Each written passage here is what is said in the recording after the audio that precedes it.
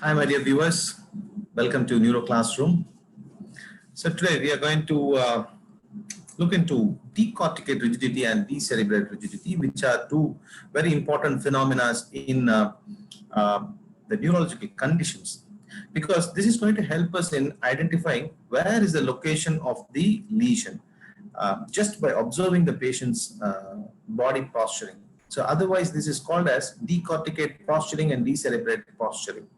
Fine. Again, this is into the physiology of the tracts and the cerebral function. The first one, if we see the decorticate rigidity, I will tell you in this word you have core, C-O-R. So core means you can say the upper extremities brought towards the core. That's how you can imagine, because you can remember. Because most often we get confused about which is corticate and which is cerebrate. So remember, core means it is towards the body, that is the core. If the upper limb is towards the core, then it is called as decorticate. Here in this, you can see that the corticate rigidity means decortication means the cerebral cortex is being affected here.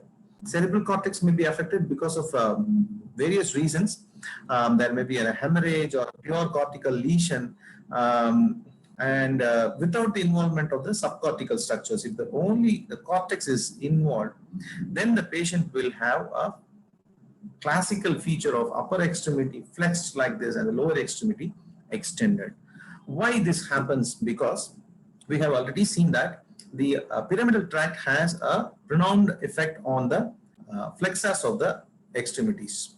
So if the pyramidal tract is lost because there is a cortical influence, the motor cortex is lost because there is no cortical activity in these patients. What happens? The pyramidal tract arises from the cortex only. So if the cortical influence is lost, then that means the pyramidal functions are also invariably lost. So once the pyramidal functions are lost, the extrapyramidal system takes up the function, and the extrapyramidal system is extensor dominant. Okay, that is why in the lower extremity you find the hyperextensor activity. You may be asking me a question, why the upper extremity is flexed? Because the rubrospinal tract, which is also influencing the flexors of the body, is intact because it arises from the red nucleus, which is somewhere around in the brain stem. So it is intact. That is why it is able to produce flexion of the upper extremity. Next question comes, why can't the rubrospinal influence the lower limb? Because rubrospinal tract ends with the cervical and the upper thoracic segments. It does not go deep down and influences the lower extremity. We have seen that already. So the rubrospinal tract is intact. So, and the rubrospinal tract is not inhibited by the cerebral cortex. Always when the cerebral cortex is intact, the cerebral cortex have an influence on the extrapyramidal system. It inhibits the activity of the extrapyramidal system.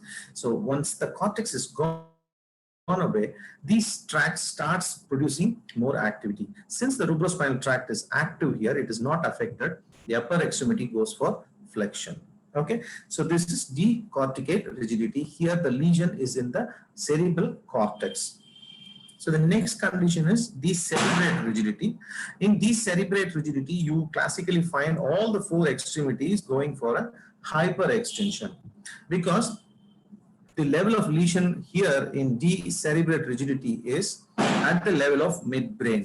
So once the midbrain is cut off, the level of, if the lesion is at the level of midbrain, invariably what happens, the rubrospinal tract is also affected, and the entire cerebrum, that is decerebrate, that means the cerebrum is not able to influence the entire nervous system.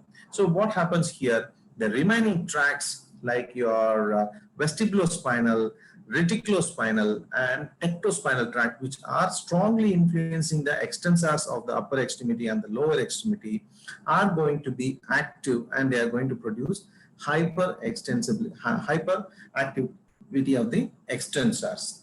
So what you have to understand here is the cerebral cortex have an influence on the extrapyramidal system, and once this cerebral cortex influence is lost on this particular extensor extrapyramidal system, it starts hyperacting, overacting. So that is why it produces extensor activity. The recovery of the decerebrate rigidity is very poor compared to decorticate rigidity. So here the lesion, if you find a patient with all four extremities hyperextended, then you can imagine that the level of lesion is below the cerebrum, that is at the level of midbrain, where the rubrospinal tract is also affected. It can also be in the pons or in the medulla, because anywhere in this position, your rubrospinal activity is cut off. So upper extremity also goes for extension. Most of the brainstem lesions produces the cerebrate type of rigidity. The last one is the opisthotonus. Not so related to this, but when I was collecting informations for the cerebral decorticate and decerebrate rigidity, I also found these informations available, which were of some clinical significance. So in opisthotonus, your neck goes for hyperextension and the lower extremity also goes for hyperextension. This happens in case of meningitis, and you also get this sort of problems in case of other pediatric problems like rickets and any cerebral spinal fluid related issues like your meningomyelocele or hydrocephalus.